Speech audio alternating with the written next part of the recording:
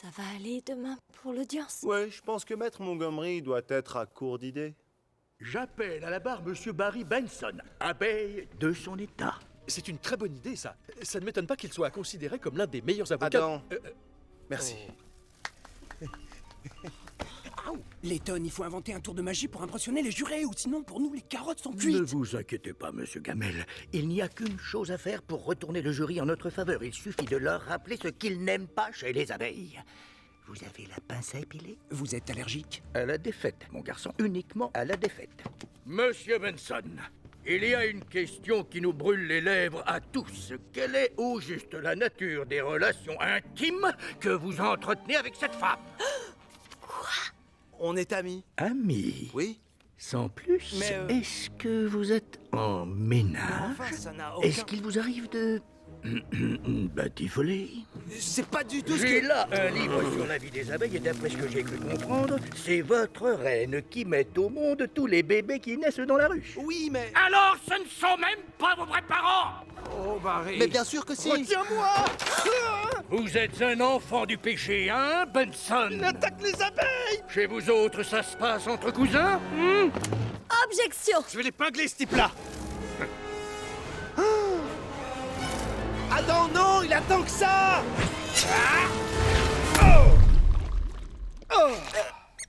Oh, je suis blessé! Oh, tout gire, je suis touché!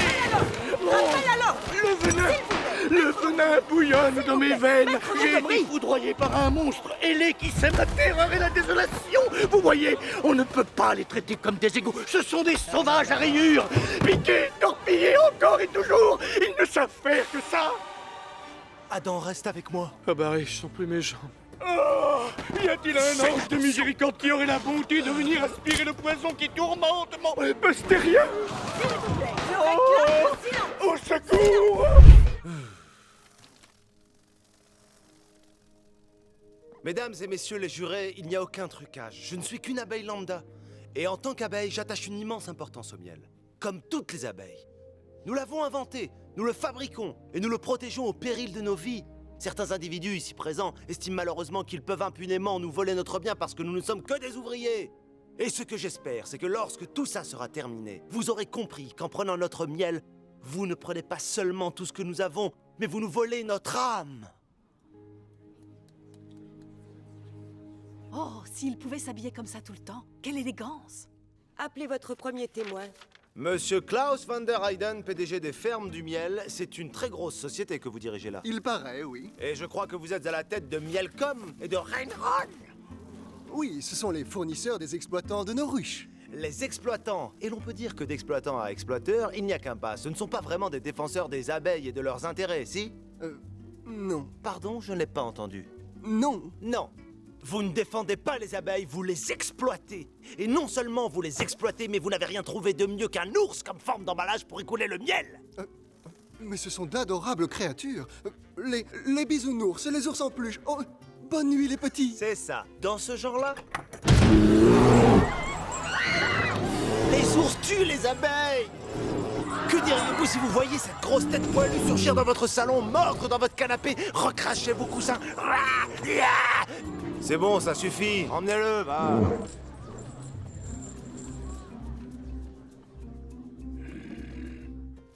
Monsieur Sting, merci d'être venu. Je dois dire que votre nom m'intrigue. Il me dit quelque chose. J'avais un groupe qui s'appelait Police. Pourtant, vous n'avez jamais fait partie de la police. Je me trompe? Non, en effet. Non, en effet. Et Sting signifie d'art en anglais. Nouvel exemple de l'impérialisme linguistique et du pillage culturel des humains. Dans le seul but de faire le malin sous un drôle de pseudonyme. Je vous en prie. Avez-vous déjà été piqué, monsieur Dard? Parce qu'il y a des coups d'aiguillon qui se perdent. Sting, ou devrais-je dire, monsieur Gordon M. Sumner. Ce n'est pas son prénom, imbécile! Monsieur Liotta, tout d'abord, permettez-moi de vous féliciter pour la récompense que vous avez obtenue pour votre brève apparition dans la série Urgence en 2005. Merci, merci. Je vois aussi sur votre fiche que vous avez joué dans Les Affranchis, que vous êtes d'une beauté diabolique et qu'en proie à un tourment intérieur, vous semblez souvent sur le point d'exploser. Je me donne à fond, c'est quand même pas un crime. Pas encore, mais faut-il que vous en soyez réduit à ça, monsieur Lyota, à exploiter de pauvres abeilles sans défense pour ne plus avoir à travailler vos rôles et à apprendre vos textes, monsieur. Fais gaffe, Benson, je suis sur le point d'exploser. Cet homme n'est pas un affranchi, c'est la limite qu'il a franchie. Mais grabouillez-le, marchez lui dessus, mais c'est pas possible qu'on en finisse. Silence ou je fais évacuer. Pas une seule preuve, pas une pièce à conviction.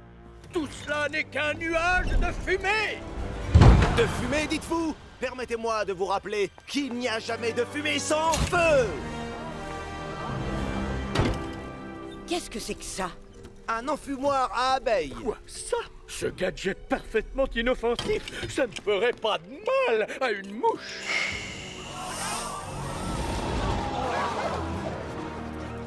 Oh. Mesdames et messieurs les jurés, constatez l'effet produit sur les abeilles à qui l'on n'a jamais demandé, fumeurs ou non fumeurs. Est-ce que c'est ça que la nature a voulu pour nous? Nous intoxiquer de force avec des engins fumigènes dans des camps de travail en préfabriqué gérés par les hommes, nous contraindre à trimer tels des esclaves au service de l'homme blanc? Mais que fait-on? Il joue la carte communautaire. Mesdames et messieurs, s'il vous plaît, libérez les abeilles! Libérez les abeilles! Libérez les abeilles! Libérez les abeilles! Libérez les abeilles! Libérez! La cour tranche en faveur des abeilles. Voyez ça, on a gagné! Oui, j'étais sûre que tu y arriverais. Top là. Excuse-moi. Non, ça va! Est-ce que tu te rends compte de ce que ça veut dire? Tout le miel reviendra aux abeilles désormais! On ne sera plus obligé de travailler sans arrêt! C'est une atteinte sans précédent à l'équilibre de la nature, Benson. Vous le regretterez. Barry, sur quelle quantité de miel portent les détournements? Chacun son tour, une question à la fois. Barry, qui vous habille? Mon pull vient de chez Ralph Lauren et je ne porte pas de pantalon. Et si Montgomery avait raison, Qu'est-ce que tu veux dire? notre mode de vie est le même depuis très longtemps. Depuis 27 millions d'années. Félicitations pour votre victoire. Qu'allez-vous exiger comme réparation? D'abord, nous allons exiger la fermeture de tous les camps de travail pour abeilles. Et puis nous demandons la restitution de tout le miel qui était à nous jusqu'à la dernière goutte. Nous exigeons en outre qu'on arrête de glorifier l'ours, qui est, comme chacun sait, une créature repoussante, puante, qui a une grosse tête et une haleine de chacal. Vous avez déjà vu un ours prendre une douche? Non. Eh ben alors. Attendez mon signal. Dégommez-le. Il va avoir la nausée pendant quelques heures et puis ça lui passera. Et nous ne tolérerons plus l'emploi frauduleux de termes en rapport avec notre anatomie. C'était juste pour faire le malin sous un drôle de pseudonyme. L'utilisation superflue du miel dans des produits de beauté bidons et pour tout autre usage frivole tel que l'abus de sucreries dans les salons de thé. On bouge plus. Voilà, c'est bon! C'est bon, on est en position. Bien. Ouvrez. Monsieur Alveola, on vient de faire déborder une cuve et il y a je ne sais combien de barils qui arrivent. Il faut arrêter la production. Arrêtez la production, ça s'est jamais vu. Stoppez la production de miel. Arrêtez de faire du miel. Tournez vos clés, messieurs.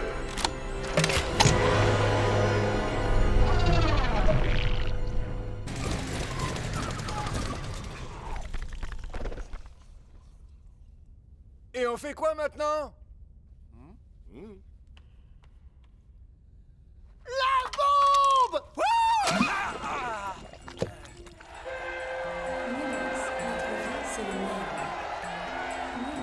Ordre d'arrêter toute la production. Mission annulée. Pollinisation et récolte du nectar annulé. On rentre à la base.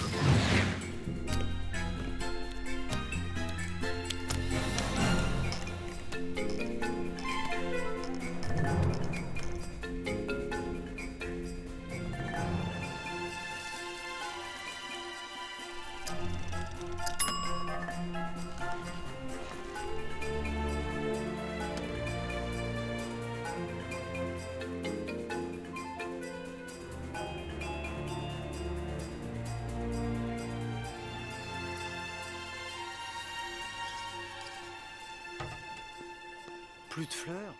Dommage.